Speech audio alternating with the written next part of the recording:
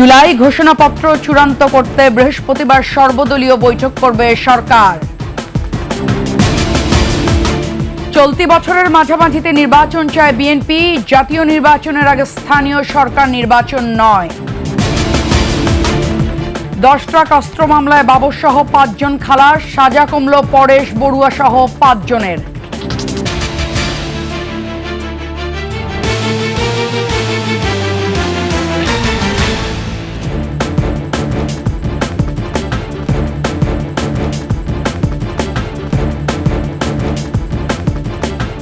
শুনছিলেন সংবাদ শিরোনাম। আমন্ত্রণ 21 সংবাদে আপনাদের সাথে আছি আমি লুবনা রহমান।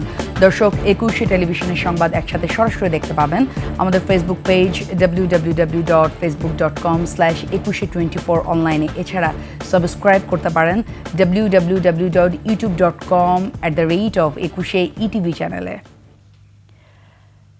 জুলাই গণ অভ্যুত্থানের ঘোষণাপত্র চূড়ান্ত করার লক্ষ্যে রাজনৈতিক দল ও অন্যান্য অংশীজনের সঙ্গে বৃহস্পতিবার সর্বদলীয় বৈঠক হবে। সেদিনই স্পষ্ট হবে কবে ঘোষণাপত্রটি দেয়া হবে। ফরেন সার্ভিস একাডেমিতে ব্রিফিংয়ে অন্তর্বর্তী সরকারের উপদেষ্টা মাহফুজ আলম জানান, ওই বৈঠকের মধ্য দিয়ে ঐক্যমতের ভিত্তিতে একটি দলিল তৈরি হবে। সেদিনই স্পষ্ট হবে কবে ঘোষণাপত্রটি হবে এবং সরকার কিভাবে ভূমিকা রাখবে। তিনি জানান, ঘোষণা কোনো ব্যানার ছাড়া সবার উপস্থিতিতে হলেও জাতীয় পার্টিকে এই ইস্যুতে ডাকা হবে না। অন্তর্বর্তী সরকারের প্রধান উপদেষ্টা ডক্টর মোহাম্মদ ইউনূস বৈঠকে উপস্থিত থাকতে পারেন বলেও জানানো হয় ব্রিফিংয়ে।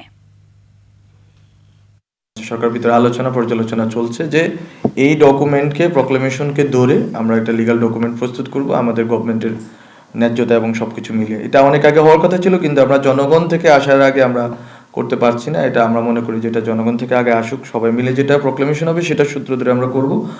আর সংবিধানে অন্তর্ভুক্তির বিষয়টা অবশ্যই গণপরিষদ এবং পরবর্তী সংবিধান সংশোধনী থেকে শুরু করে সবকিছুর উপর নির্ভর করবে। এবং যারা এই দায়িত্ব পাবেন, আমরা যদি এই দায়িত্ব পাই, জনগণ যদি আমাদের এই দায়িত্ব দেয়, তাহলে আমরা এটা করব। আর যদি পরবর্তী যারা দায়িত্ব আসবেন তাদের কাছে তো এটা বাইন্ডিং থাকবে বলে আমরা মনে করি।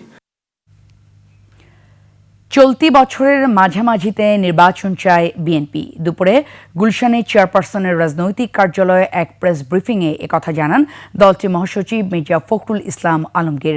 নির্বাচন কমিশন গঠন হয়ে গেছে, এই সময়ের মধ্যে নির্বাচন করতে হবে, কোনো সমস্যা হবে না বলেও তার অভিমত। সোহেল সামির রিপোর্ট।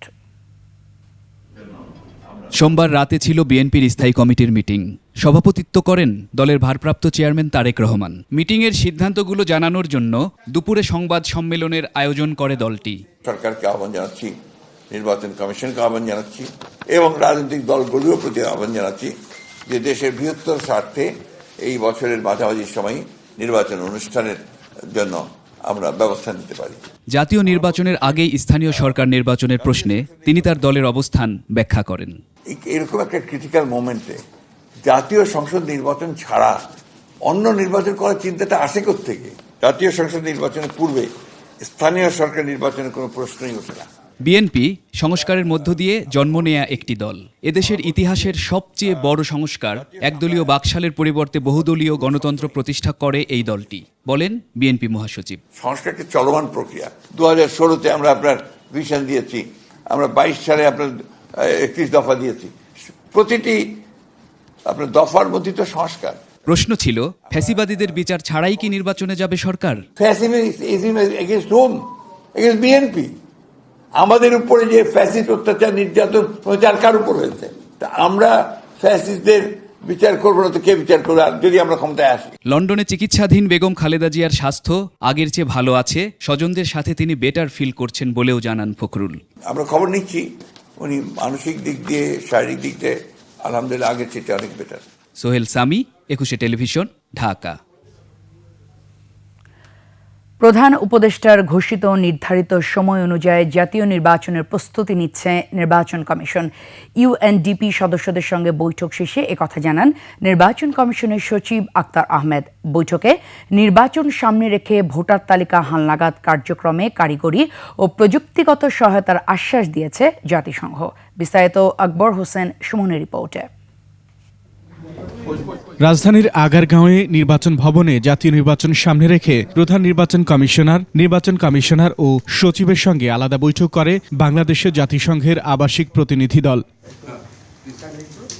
ত্রয়োদশ জাতীয় সংসদ নির্বাচনে সহায়তা দিতে নির্বাচন কমিশনের সঙ্গে বৈঠকে কারিগরি ও প্রযুক্তিগত সহায়তা বিষয়ে আলোচনা হয়। আগামী 10 দিনের মধ্যে প্রস্তাবনা নিয়ে আবারও বৈঠকের কথা জানান জাতিসংঘের আবাসিক প্রতিনিধি।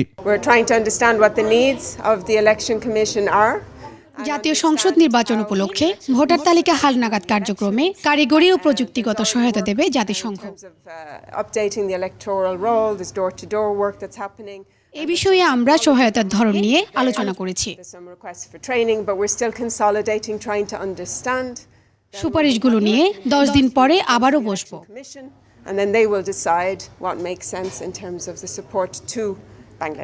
নির্বাচনের সম্ভাব্য সময়সীমা নিয়ে প্রধান উপদেষ্টা নির্ধারিত সময় ধরে নির্বাচনের প্রস্তুতির কথা জানান কমিশন সচিব। টেকনোলজিক্যাল সাপোর্ট, ক্যাপাসিটি ডেভেলপমেন্টের জন্য, আমাদের প্রশিক্ষণের জন্য এই ধরনের সহযোগিতা চেয়েছি। এটা আরো মাইক্রো লেভেলে, আরো ডিটেলসে আমরা এটা ভবিষ্যতে আলোচনা করব। আমাদের প্রস্তুতিটা হচ্ছে আমাদের যে প্রধান উপদেষ্টা মহোদয় যে উইন্ডোটা দিয়েছেন সেই উইন্ডো নিয়ে আমরা কাজ করছি। প্রশিক্ষণ ও নির্বাচনী উপকরণ সহায়তায়ও জাতিসংঘের আশ্বাস পেয়েছে কমিশন। সহযোগিতাটা হচ্ছে আপনার technological. Akbar Hossain Suman, 21 television, Dhaka. 10 truck অস্ত্র মামলায় যাবজ্জীবন সাজাপ্রাপ্ত সাবেক স্বরাষ্ট্র প্রতিমন্ত্রী লুৎফুজ্জামান বাবর সহ 5 জনকে খালাস দিয়েছে হাইকোর্ট। একই সঙ্গে পরেশ বড়ুয়াকে 14 বছর এবং 10 বছর করে 4 জনকে সাজা দেয় হাইকোর্ট।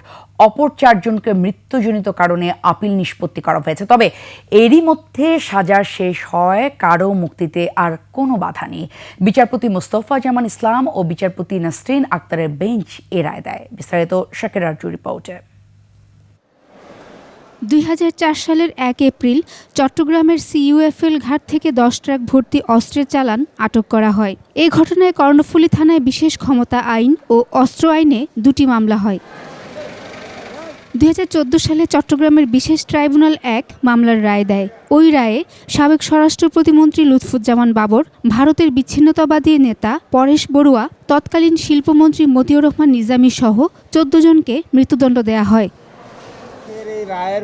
এই রায়ের বিরুদ্ধে আপিল করলে গত 18 ডিসেম্বর চোরাচালান মামলায় খালাস পান বাবর সহ সবাই। মঙ্গলবার অস্ত্র মামলার রায় দেয় হাইকোর্ট। 14 জনের সাজার মধ্যে 5 জনকে আজকে বেকসুর খালাস দিয়েছেন, 5 জনের সাজা কমিয়ে দিয়েছেন, আর 4 জন মৃত্যুজনিত কারণে তাদের আপিল অ্যাবেট হয়ে গেছে।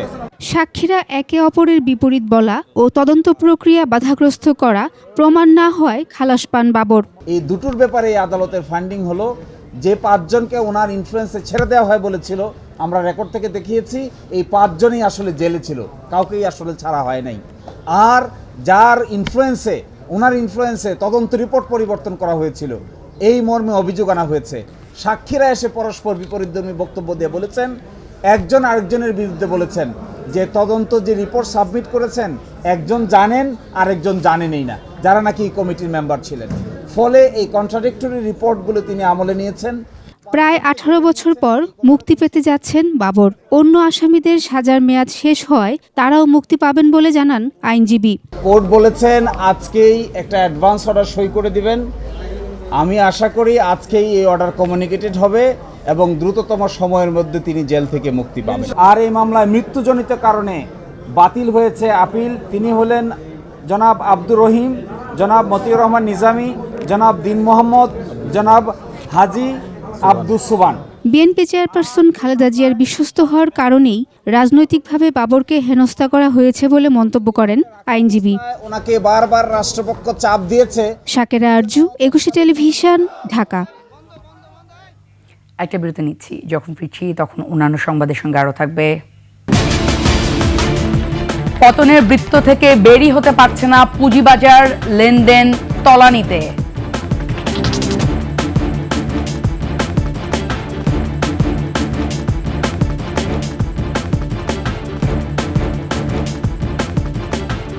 আবার আমন্ত্রণ রাত 9টার 21 সংবাদে। দেশে হিউম্যান মেটানিউমোভাইরাস বা HMPV রোগী শনাক্ত হয় বাড়ছে উদ্বেগ। এরই মধ্যে বিমানবন্দরে সতর্কতামূলক ব্যবস্থা নিতে জারি করা হয়েছে বিশেষ নির্দেশনা। চিকিৎসকরা বলছেন, এই রোগ প্রাণঘাতী না হলেও অন্য জটিল রোগে আক্রান্তরা ভাইরাসের সংক্রমিত হলে রোগী গুরুতর অসুস্থ বা মৃত্যু ঝুঁকিতে পড়তে পারে।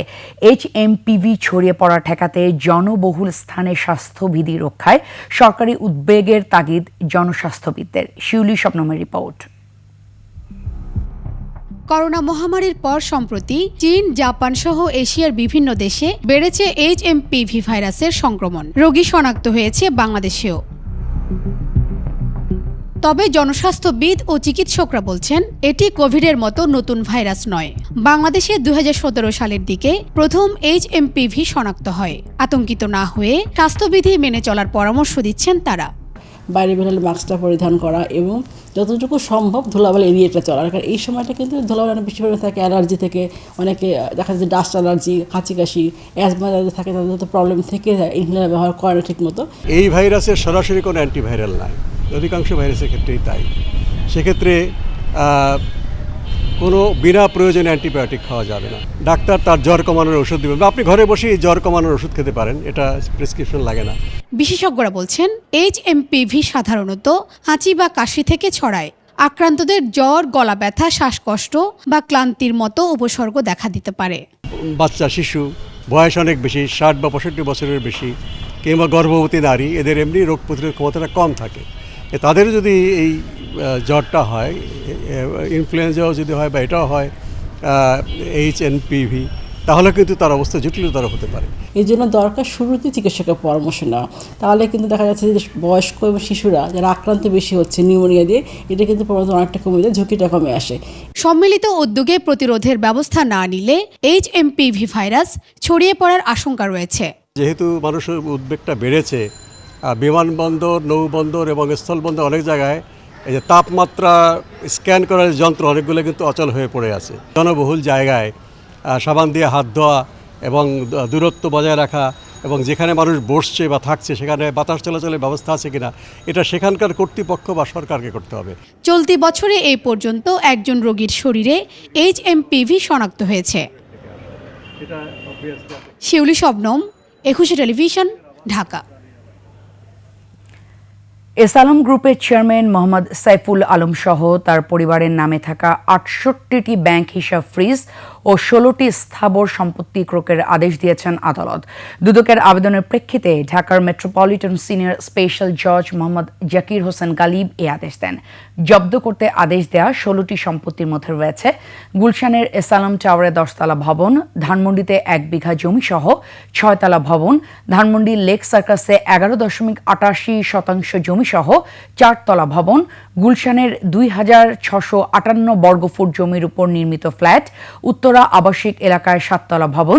দুদকের উপপরিচালক সিফাত উদ্দিন এসব সম্পদ ক্রয়ের আবেদন করেন। এবার আভিভা ফিন্যান্স লিমিটেড বাণিজ্য সংবাদ।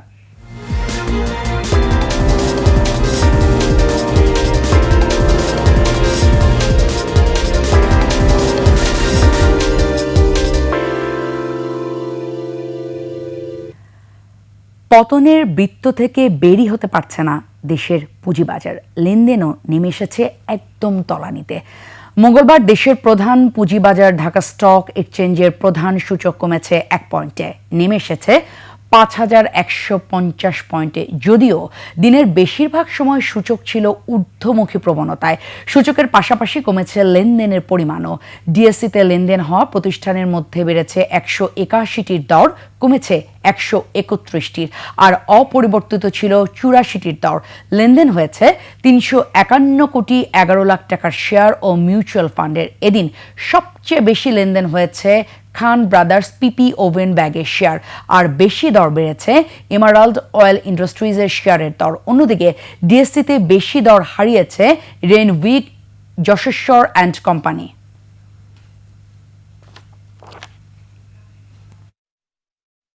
দর্শক, এরই সাথে শেষ করছি 21শে সংবাদ। তবে যাবার আগে সংবাদ শিরোনামগুলো আরও একবার।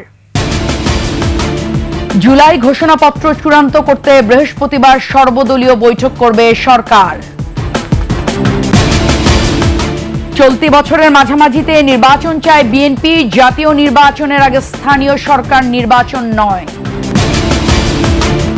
10 ট্রাক অস্ত্র মামলায় বাবর সহ 5 জন খালাস, সাজা কমল পরেশ বড়ুয়া সহ 5 জনের।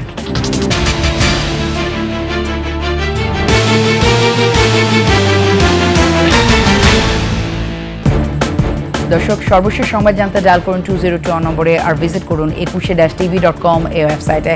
ফেসবুকে ভিজিট করতে পারেন www.facebook.com/2124 অনলাইনে। এছাড়া সাবস্ক্রাইব করতে পারেন www.youtube.com/21etv চ্যানেলে। এতক্ষণ সঙ্গে থাকার জন্য ধন্যবাদ। পরবর্তী সংবাদ রাত 11টায় দেখার আমন্ত্রণ রইল। 21-এর সাথে।